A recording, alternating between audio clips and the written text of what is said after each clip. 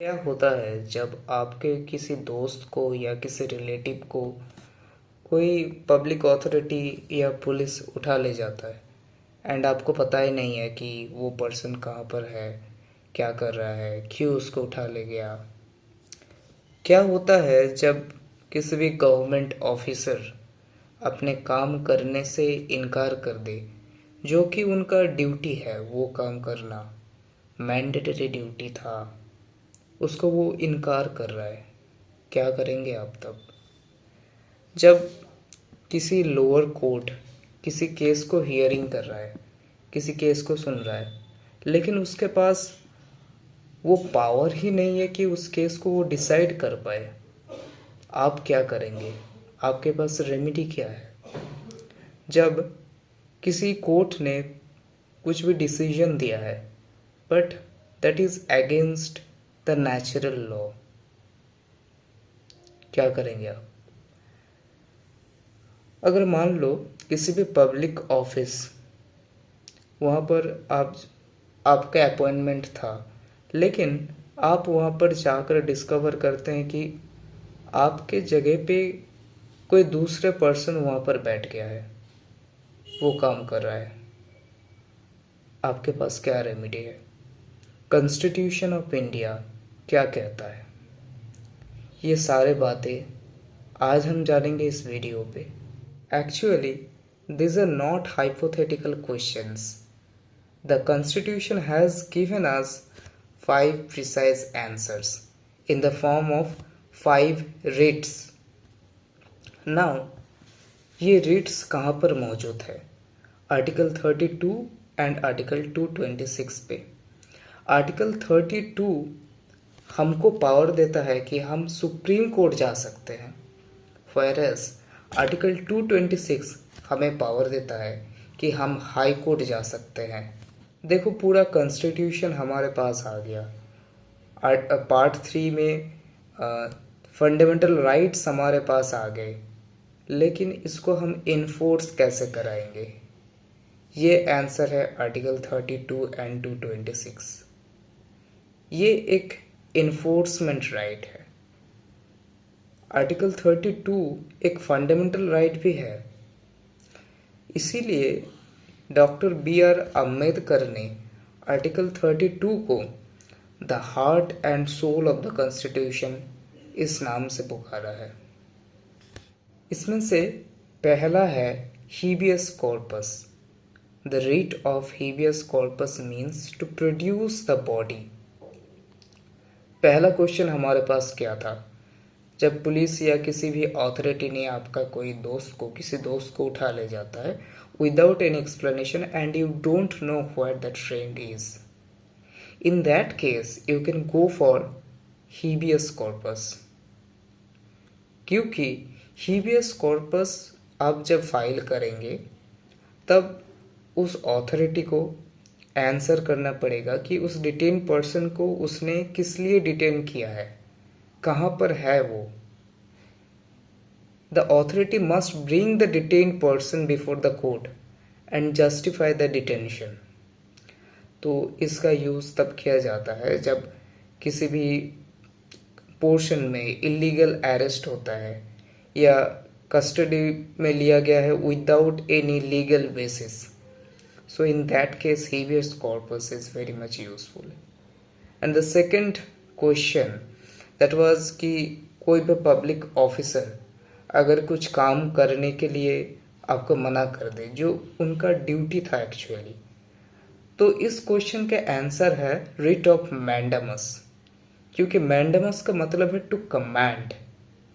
Command हम कब करते हैं एंड कौन कर सकता है? ये कमांड सुप्रीम कोर्ट या हाई कोर्ट कर सकता है।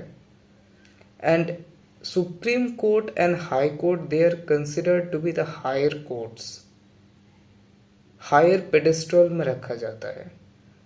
तो वो अगर किसी भी पर्सन को कमेंड करते हैं कि आप पब्लिक ऑफिस होल्ड कर रहे हैं लेकिन आप पब्लिक ड्यूटी फॉलो नहीं कर रहे, पब्लिक ड्यूटी नहीं कर रहे, अपना लीगल ड्यूटी नहीं निभा रहे, अगर ऑर्डर आता है तो फिर उनको अपना लीगल ड्यूटी करना पड़ेगा।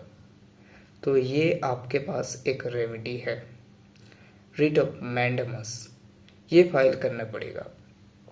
तो ये किसी भी प्राइवेट इंडिविजुअल के अगेंस्ट आप फाइल नहीं कर सकते, वो पर्सन पब्लिक ऑफिस होल्ड करेगा, पब्लिक ऑफिस के अगेंस्ट में फाइल कर सकते हैं। तो इसका की आइडिया ये था कि पब्लिक ड्यूटी जो है उस पर फोकस किया जाए, उसको इन्फोर्स किया जाए for the benefit of the public. Now the third read is prohibition. जो अपना क्वेश्चन था कि अगर कोई लोअर कोर्ट अपने एक्सेसिव जुरिस्डिक्शन में जाता है, जब किसी भी केस का डिसीजन पेंडिंग है, तब हम प्रोहिबिशन में जा सकते हैं to stop the proceeding of that case. Court के पास पावर नहीं था उस केस को सुनने के लिए, या उस केस में नेचुरल जस्टिस नहीं हो रहा है, तो फिर आप फाइल कर सकते हैं रीट ऑफ प्रोहिबिशन। प्रोहिबिट करना मतलब उस केस का प्रोसीडिंग को स्टॉप करना।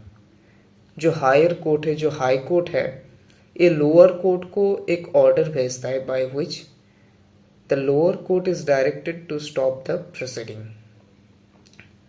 तो ये बिफोर जजमेंट वाला एक स्टेप है, लेकिन आफ्टर जजमेंट अगर किसी भी कोर्ट का ऑर्डर आ गया, वो ऑर्डर एक्चुअली नेचुरल जस्टिस को फॉलो नहीं करता है, तो फिर उस केस में हायर कोर्ट लोअर कोर्ट का उस इलीगल ऑर्डर को कैंसिल करने के लिए अपना पावर यूज़ कर सकता है। लेकिन आपको क्या फाइल करना पड़ेगा? रीट ऑफ सर्शियोररी, मतलब to quash the order, and the stage is after judgment stage. Before judgment it is prohibition, writ of prohibition, and after judgment it is writ of certiorari.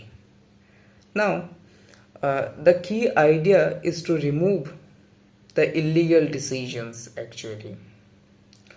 Now moving to our last question, अगर आप किसी भी आपका कोई appointment आता है and आप वहाँ पर जाकर देखते हैं कि आपके सीट में कोई दूसरा पर्सन काम कर रहा है, क्या करेंगे आप? इसमें आपका रेमेडी है writ of quo warranto. Quo warranto का मतलब है बाय व्हाट ऑथोरिटी। कोर्ट उस पर्सन से पूछेगा by what authority you are doing it.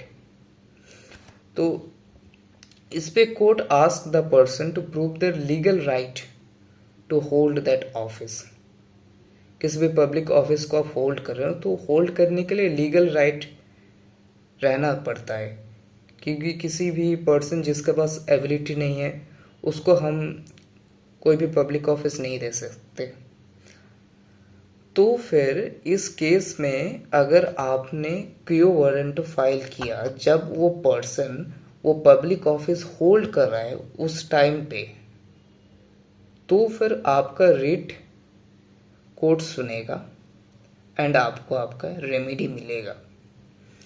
तो इसका जो पर्सनल इंटरेस्ट इसमें कुछ भी नहीं चाहिए, any person can file this writ, क्योंकि देखो जो कंसेप्ट है कि ये सिटीज़न को अपने सिटीज़न को उनके जो हक है वो दिलाना है। अगर किसी भी पब्लिक ऑफिस में कोई अनऑथराइज्ड पर्सन बैठ जाता है, that is harmful for the society, that is harmful for the citizen. So here any person can file this writ of quo warranto. These 5 writs are not just legal terms, they are the tools to control the power and to protect your rights that are given in your fundamental rights and also your constitutional right. Now दो चीज़ के बारे में हम बात करेंगे, एक है कि आर्टिकल 32 एंड आर्टिकल 226, इसके बीच क्या डिफरेंस है। पहला तो आर्टिकल 32 में आप सुप्रीम कोर्ट में रिट फाइल कर सकते हैं, आर्टिकल 226 में आप हाई कोर्ट जा सकते हैं रिट फाइल करने के लिए। ये कहा जाता है कि सुप्रीम कोर्ट का जो जुरिस्डिक्शन है वो किस केसेस में डील करता है, तो वो डील करता है जो जहाँ पर आपका फंडामेंटल राइट्स का वायलेशन हुआ है उस केस में। लेकिन high court 226 it is not part of part 3। High court के पास आपका कोई भी कॉन्स्टिट्यूशनल राइट अगर वायलेट होता है वो भी हाई कोर्ट सुन सकता है। That means the scope of article 226 is wider than the scope of article 32। And जो सेकंड कंसेप्ट जिसके बारे में हम बात करना चाहेंगे ये है कि जो रिट पिटीशन है, क्या इस पे रेस जुडिकेटर लगता है। What is res judicata? Res judicata का मतलब है जो मैटर एक बार कोर्ट ने डिसाइड कर दिया, सेम टाइटल में, same subject matter, same parties, उस केस को हम रीओपन नहीं करते। मतलब हम कोर्ट का टाइम नहीं बर्बाद करते। एक मैटर को एक बार सुन के डिसाइड कर लिया तो फिर से वो रीओपन नहीं होता है। This is the concept of res judicata जो आप सीपीसी में पाएंगे। ये एक लीगल कंसेप्ट है। क्या ये रिट पिटीशन में अप्लाई होता है? जो रिट पिटीशन है ये एक साधारण सा राइट नहीं है। Res judicata, though it is a concept of CPC, it is a legal concept and in writ petition it is also applied. That means आप same title same subject matter पे एक बार सुप्रीम कोर्ट एक बार high court दो जगह पर writ नहीं डाल सकते। अगर मान लो कि किसी भी वजह से आपका जो क्वेश्चंस है वो हाई कोर्ट आंसर नहीं कर पाता और the decision of high court is against you, then you go for an appeal.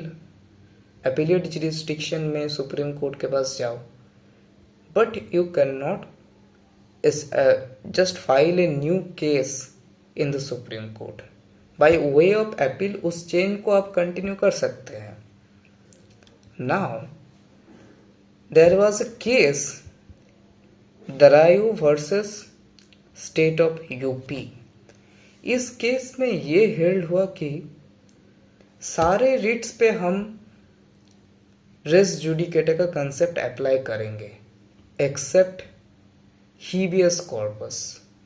हीबियस corpus वो रिट है जहां पर किसी भी पर्सन को रॉन्गफुल डिटेंशन किया जाता है। रॉन्गफुल डिटेंशन हुआ, रिट फाइल किया, अथॉरिटी ने उसको छोड़ दिया, फिर से जाकर रॉन्गफुल डिटेंशन किया, same person same party same subject matter. क्या आप अगर केस नहीं फाइल करेंगे फिर से केस फाइल करना पड़ेगा ना। तो फिर इस केस में अगर हमने रेस जुडिकेटा अप्लाई कर दिया, the aim will be defeated.